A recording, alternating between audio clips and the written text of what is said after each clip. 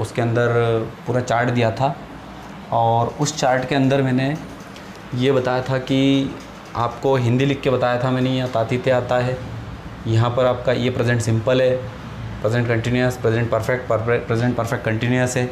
इस तरीके से सारे टेंस के नाम बताए थे और उसी तरीके से मैंने सारे हिंदी भी बताया था उसका।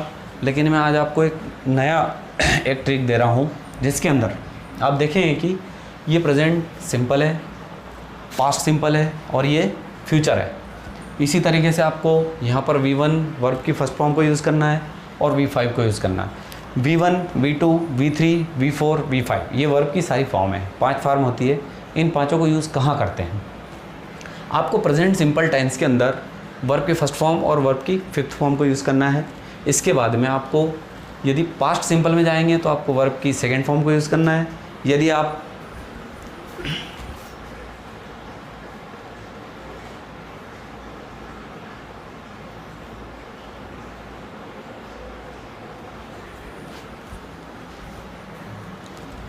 आप हम बात कर रहे हैं सबसे पहले प्रेजेंट सिंपल टेंस की, जिसको हम साधारण वर्तमान काल कहते हैं, जिसके अंदर हमें याद रखना है कि V1 लगता है और V5 लगता है, जो हमने भी एक चार्ट देखा था। जस्ट जो चार्ट हमने लिखा है उसकी बात कर रहे हैं। उसके बाद में इसकी पहचान क्या है? सबसे पहले हमने पहचान भी लिखी थी वहाँ पर चार्ट में, अगर आपने चार्ट देखा हो, पिछला वीडियो देखिए। ता ती ते वर्ड आने चाहिए। अब ता ती ते वर्ड मैं पहले भी कह चुका हूँ कि जो प्रेजेंट सिंपल टेंस होता है वो हमेशा आपका या तो हैबिट के ऊपर डिपेंड करता है या तो नेचर के ऊपर, हैबिट के ऊपर, साइंटिफिक रीज़न होता है, साइंटिफिक फैक्ट्स होता है, यूनिवर्सल ट्रूथ, सार्वभौमिक सत्य। The sun rises in the east universal truth है, बिल्कुल सत्य है। तो जो भी आपका हैबिचुअल एक्शन, जो आपकी एक्शन होती है, जो आपकी क्रिया होती है, जो आपकी हैबिट होती है, हैबिचुअल एक्शन आदत जो होती है वो प्रेजेंट सिंपल टेंस कहलाती है। मैं आपको ये चीज़ें बता रहा हूँ, आपको इसको ध्यान से पढ़ना है, ध्यान से देखना। यूनिवर्सल ट्रूथ होता है, सार्वभौमिक सत्य होता है, वैज्ञानिक तथ्य अगर दिखाया जाए, हैबिट किसी व्यक्ति की आदत बताई जाए या स्वभाव किसी का बताया जाए। तो जैसे हमारा फैन जो है वो लाइट से चलता है, इलेक्ट्रिसिटी से चलता है, विद्युत से चलता है, तो वो हमारा एक नेचर है, उसका स्वभाव है, क्योंकि फ़ैन उसके बिना नहीं चलेगा, उसका स्वभाव है, वो उसका नेचर है। इसीलिए आप देख पाएंगे आगे की इस टेंस की शुरुआत करते हैं हम। इस टेंस के अंदर बाकी की चीज़ें क्या है मैं आपको स्ट्रक्चर दे रहा हूँ, उसके अकॉर्डिंग चलेंगे हम। इस टेंस की पहचान है तातीते, जो कि एक बहुत नॉर्मली, बहुत लो लेवल से पढ़ा रहा हूँ आपको, बिल्कुल जीरो से स्टार्ट कर रहा हूँ, जीरो से बता रहा हूँ। जो आज जिसने आज शुरुआत करी है सीखने की कि टेंस कैसे होते हैं, टेंस को कैसे सीखा जाता है, कैसे पढ़ा जाता है, मेरे सारे पार्ट 1, पार्ट 2, पार्ट 3, पार्ट 4 ये जो चल रहा है कंटिन्यू, इसको आप देखेंगे तो बहुत आसानी से सीख पाएंगे। मैं बात कर रहा हूँ अफर्मेटिव सेंटेंस की। अफर्मेटिव सेंटेंस जो होता है एक साधारण सेंटेंस होता है जिसका फॉर्मूला बनता है सब्जेक्ट प्लस V1 या V5, इस तरीके से लिखा था हमेशा, प्लस ऑब्जेक्ट। बहुत शॉर्ट में लिख दूंगा, चाहे तो इसको OBJ कर सकते हैं, इसको OBJ करिए आप, कोई दिक्कत नहीं है। Subject V1, V5, object. अब मैं ये बता चुका हूँ कि V1 किसके साथ लगता है और V5 किसके साथ लगता है। बात करते हैं हम इसकी नेगेटिव फार्मूले की। नेगेटिव जो होता है वो होता है कि subject plus do not oblique does not plus V1 plus object. अब आप सोच रहे होंगे कि ऊपर मैंने V5 लिखा है, यहाँ पर डज नॉट के साथ V1 क्यों, इन दोनों के साथ V1 क्यों, तो मैं पिछले वीडियो में दे चुका हूँ। आप इसको ध्यान से देखेंगे तो शायद इसमें पाएंगे कि आपको V5 और V1 में कैसे आया। आप मेरा पार्ट 1, 2, 3 देखिए। उसके अंदर बात करते हैं हम सेंटेंस की, इंट्रोगेटिव सेंटेंस, जिसको मैं शॉर्ट में लिख रहा हूँ INTE। Interrogative sentence, interrogative sentence में क्या होता है, डू या डज जो है हमारी हेल्पिंग वर्ब है भी, तो हम डू ऑब्लिक डज को आगे ले आते हैं। उसके बाद में हम प्लस करते हैं सब्जेक्ट को, फिर प्लस करते हैं हम V1 को, वर्ब की फर्स्ट फॉर्म को, फिर करते हैं हम ऑब्जेक्ट को, फिर लगाते हैं लास्ट में क्वेश्चन मार्क। ये हमारा एक फार्मूला है। एक चौथा और होता है जिसको नेगेटिव इंट्रोगेटिव दोनों को हम जोड़ देते हैं, तो चौथा वाला सेंटेंस होता है जिसको हम इंट्रो प्लस नेगेटिव कह सकते हैं या नेगेटिव इंट्रोगेटिव बोल सकते हैं, कोई दिक्कत नहीं है। इसके लिए आपको वही डू ऑब्लिक डज को आगे लाना पड़ेगा, do does plus subject plus not plus V1 plus object plus question mark, ये आपका चौथा वाला सेंटेंस बनेगा।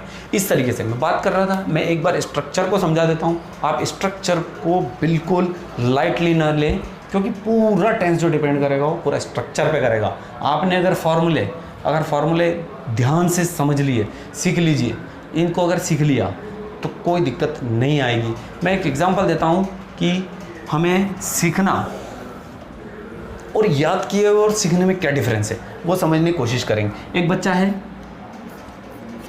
बच्चे ने क्या किया,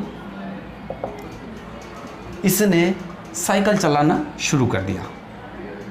अब साइकिल चलाना इसने शुरू किया मीन्स इसने साइकिल को सीखा, साइकिल चलाना ये सीखा है। और आपको मैं एक चीज़ बता देता हूँ कि साइकिल चलाने का तरीका यदि किसी बुक के अंदर हो, एग्जाम्पल ले लेते हैं, यदि किसी बुक के अंदर साइकिल चलाने का तरीका लिखा हुआ हो, आपने उसको रट्टे मार लिए, सिर्फ साइकिल चलाने के तरीके पे रट्टे मार लिए और आप कोशिश करते हैं कि अब मैं साइकिल चला लेता हूँ क्योंकि मैंने रट्टे मार लिए और मैं चला लूँगा। It's impossible. क्यों इम्पॉसिबल? क्योंकि उसको सीखना पड़ेगा, रट्टे मारने से काम नहीं चलेगा। और ये रट्टे नहीं मारना, ये बात समझने की कोशिश करिए, रट्टे बिल्कुल नहीं मारना है, इसको समझना है, सीखना है। उदाहरण के लिए ले लेते हैं कि बहुत सारे लोग बुक खरीद के लाते हैं, उससे रेसिपी बनाते हैं, कुछ घर पे जो खाने पीने की चीज़ें वो बनाने की कोशिश करते हैं, तो बुक रट्टा मारने से नहीं सीख पाएगा, बिल्कुल नहीं सीख पाएंगे। वो सीखने के लिए आपको सबसे पहले बुक के हिसाब से चलना पड़ेगा, बुक के हिसाब से जो उसने कहा है आपको वो मटेरियल डालना पड़ेगा और आपको बनाना पड़ेगा, तब जाके आप प्रैक्टिकल कर पाएंगे। उसमें बिगाड़ा भी होगा, उसमें सुधार भी होगा, लेकिन एक बार बिगड़ सकता है, 2 बार 3 बार, धीरे धीरे आप में सुधार होता जाएगा। इसी तरीके से आपने इसको सीखने की कोशिश करना है। अगर आपने सीखने की कोशिश की तो इसको रट्टे नहीं मारना है, इसको सीखना है कि सब्जेक्ट होता क्या है और आता क्यों है, वर्ब होती क्या है, आती क्यों है, ऑब्जेक्ट होता क्या है, आता क्यों है, नेगेटिव होता क्यों है सेंटेंस, इंट्रोगेटिव होता क्यों है, किस लिए होता है, किन कारणों से ये क्वेश्चन मार्क लग गया, किन कारणों से क्वेश्चन मार्क नहीं लगा यहाँ पर और यहाँ पर क्यों लग गया, उसको भी हमें जानना जरूरी है। तो आइए हम चलते हैं प्रेजेंट सिंपल टेंस। इन फॉर्मूले के हिसाब से मैं आपको जो है एग्जांपल दे देता हूँ। एक उदाहरण ले लेते हैं सिंपल सा। मैं पिछले वीडियो में कह चुका हूँ कि subject I, we, you, they, he, she, it और name, I, we, they, he, she, it, name subject होते हैं आपके। उन सब्जेक्ट के हिसाब से आपकी वर्ब लगेगी। तो मैं बात करता हूँ, पहले इस V1 को यूज़ करने का तरीका देखेंगे, बाद में हम V5 को यूज़ करने का तरीका देखेंगे। तो आप इसको, मैं आपको एक एक फार्मूले में पहले एक सेंटेंस को सारे फार्मूले में फिट करके बता देता हूँ। तो हम एक छोटा सा एग्जांपल लेते हैं हिंदी का कि मैं चाय बनाता हूँ। देखिए बहुत शानदार चीज़ें पढ़ाने वाला हूँ, बहुत शानदार। बनाना, अब बनाना क्या समझेंगे आप? बनाना बहुत सारी चीज़ों को होता है, बनाना बहुत सारी चीज़ों को कहते हैं। तो मैं बता रहा हूँ आपको डिफरेंस बनाना, इसके बाद मैं आपको डिफरेंस बताऊँगा कि बनाना जो होता है वो क्या होता है, कि बनाना किन किन चीज़ों में आता है। ये आप पहले देख लीजिए। आप जो हैं अगर किसी मैक यदि आप लिख रहे हैं, क्योंकि मैं जानता हूँ आप मैक लिखेंगे, आप मैक क्यों लिखेंगे? क्योंकि आप बनाना, मैक मीन्स बनाना होता है, जो कि बिल्कुल इस सेंटेंस के हिसाब से मैक गलत होगा, क्योंकि मैक मीन्स बनाना होता है। और बनाना जो होता है वो आप या तो हम खिलौने बना सकते हैं या छोटी मोटी चीज़ें बना सकते हैं। उनको बनाने के लिए आपको मैक लगाना पड़ेगा। आप कोई चीज़ बना रहे हैं, छोटी सी चीज़ें बना रहे हैं, मकान बनाना, ये इस मैक के अंदर नहीं आता है। दूसरा एक और आपको बताता हूँ मैं, बनाना, जिसको बनाना बोलते हैं, लेकिन बनाना मीन्स उसको पकाना बोला जाता है। माँ खाना बनाती है तो पकाना बोला जाता है, उसको बोलते हैं हम कुक। अगर आप यहाँ पर कुक लिख रहे हैं तब भी गलत है। क्यों गलत है? क्योंकि हम चाय को पकाते बिल्कुल नहीं हैं। एक बनाना और होता है जो कि आपको मैं बताता हूँ। आपको मैं हर वो चीज़ दूंगा, हर चीज़ मिलेगी आपको, बहुत डीप नॉलेज मिलेगा और बहुत शॉर्ट तरीके से बता रहा हूँ, बहुत अच्छी तरीके से आप समझने की कोशिश करें। अगर आपको कोई समस्या हो तो आप नोट करिए। कुक, बनाना जो है आपको एक और मिलता है, और वो बनाना होता है बॉयल, जिसको हम उबालना भी कहते हैं।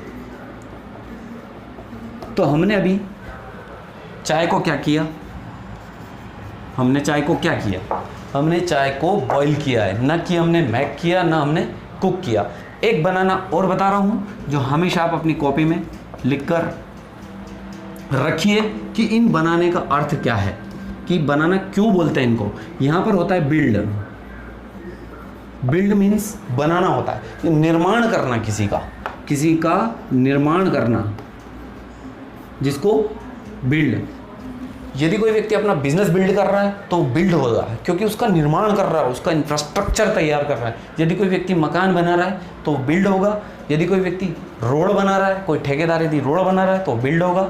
आपका मेक, बनाना, खिलौने, छोटी मोटी चीज़ें, ये मैं बता चुका हूँ। कुक की बात करते हैं तो कुक का मीनिंग पकाना होता है। जो चीज़ें खाना हम पकाते हैं वो कुक होता है। हम चावल को बना भी सकते हैं, और चावल को हम कुक भी कर सकते हैं, और चावल को हम बॉईल भी कर सकते हैं। हमारा जो राइस है वो आपका बॉईल भी हो सकता है और आपका कुक भी हो सकता है। कुक कैसे होगा और बॉईल कैसे होगा ये मैं बता रहा हूँ। कुक आपका जो है, कुक वो चीज़ होती है जिसके ऊपर ढक्कन लगा हुआ होता है और अंदर कोई चीज़ पक रही है। जैसे कुकर हमेशा कुक करता है। मीन्स आपका कुकर, हर घर में, आपके घर में भी कुकर है। यदि आप कुकर में कोई चीज़ बना रहे हैं और ढक्कन लगा के बना रहे हैं तो आप उसको कुक कर रहे हैं, आप उसको पका रहे हैं। और यदि आपने किसी चीज़ को, चावल को कुकर में रखा है, आपने ढक्कन नहीं लगाया है, तब आप उसको बॉईल कर रहे हैं। ये आप इस पॉइंट को नोट करिए, क्योंकि कुक, पकाना, किसी चीज़ को ढक्कन लगा के पकाना, वो आपका कुक होता है। और किसी ढक्कन को खोल के हम उसको पका रहे हैं, चाहे कुकर के अंदर, किसी के भी अंदर, तो वो आपका बॉईल होगा, क्योंकि वो उबालना कहलाता है। तो चावल को आप कुक भी कर सकते हैं, चावल को आप बॉईल भी कर सकते हैं। वो आपकी कंडीशन के ऊपर डिपेंड करता है कि वहाँ पर जो है बर्तन किस तरीके से हैं। मुझे लगता है आपको समझ में आ गया होगा। और ये इस तरीके से मैं आपको बहुत सारी शॉर्ट ट्रिक देने वाला हूँ, बहुत सारी, जो कि आप समझ पाएंगे बहुत आसानी से। अब मैंने सेंटेंस दिया था कि यहाँ पर मैं चाय बनाता हूँ। अब मैं चाय बनाता हूँ, मैं पहले बता चुका हूँ कि ये कौन है। इसको जानने के लिए, इसको पहचानना है कि ये है कौन यहाँ पर, तो हमें हिंदी के लास्ट वर्ड पे जाना पड़ेगा, और जो हिंदी की वर्ब होती है उस पे जाना पड़ेगा। हिंदी की वर्ब पे यदि हम जाते हैं तो ये होता है आपका बनाता। तो ये क्या है, इसको जानने के लिए, ये कौन है, तो हमें इसको जानने के लिए उसको देखना पड़ेगा कि ये क्या है। तो ये क्या है, बनाता एक वर्ब है, और बनाता और ऑब्जेक्ट के ऊपर डिपेंड करेगा कि चाय को हम कुक नहीं करते, चाय को हम मेक नहीं करते, चाय को हम बिल्ड नहीं करते। तो चाय को हम क्या करते, फिर चाय को हम बॉईल करते हैं। तो चाय को हमने बॉईल किया, तो मैं, आप जानते हैं मैं मीन्स आई होता है, आई। अब मैंने बताया था कि सब्जेक्ट यदि हमारा I, we, you, they, he, she, it, name है, तो हमारा सब्जेक्ट जो है वो V1 होगा, और हमारा सब्जेक्ट यहाँ पर V1 बॉईल लगेगा, तो आई बॉईल, और हम चाय बना रहे हैं इसलिए इसको टी आ जाएगा। ये हमारा सेंटेंस हुआ अफर्मेटिव। यदि हम इसी सेंटेंस को नेगेटिव करने जाएंगे तो नेगेटिव का फार्मूला हमारे सामने है। सब्जेक्ट हमारा आई, एज इट इज़ लिखेंगे हम। हमारा डू नॉट, जो कि इसके अंदर स्पेस है, आप इसको ऐसा ना समझिए कि स्पेस नहीं है, स्पेस है। तो I do not boil tea, ये